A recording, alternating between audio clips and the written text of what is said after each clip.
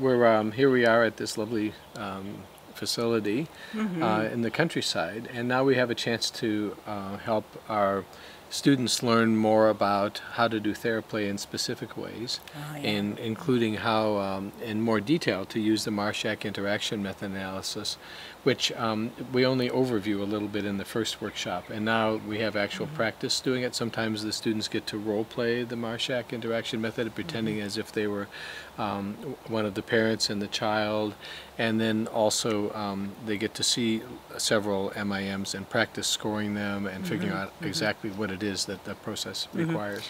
This is the assessment course, the assessment testing, if you will, for all of Theraplay work, that especially when you're going to focus on parents and children.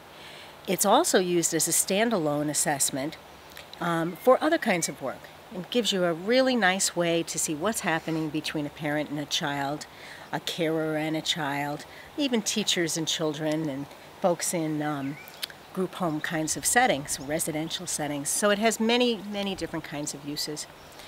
In the 4-day, we cover that, we introduce it, but there is so much to it in terms of how you look at what's happening, both the verbal and the nonverbal aspects of people's interactions.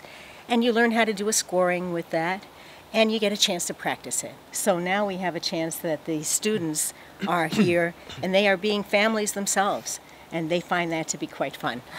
We do games with our attendees.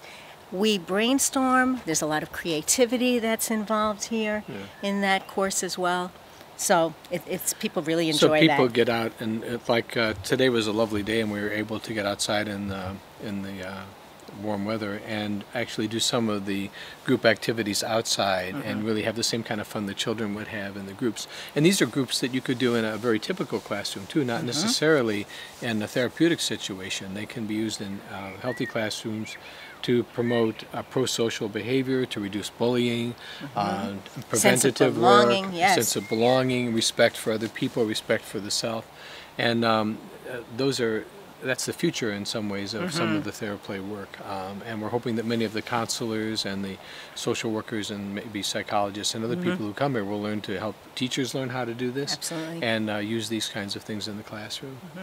Our students bring to us, these adult students bring to us examples of their work in their different cultures and other countries. So we're hearing about advances and then challenges also in the other countries and how they can bring Theraplay home there. And the other thing that we're doing in the advanced program is you're especially emphasizing some work with autism and autistic spectrum issues, and teaching people how to apply Theraplay and its adapted ways to that.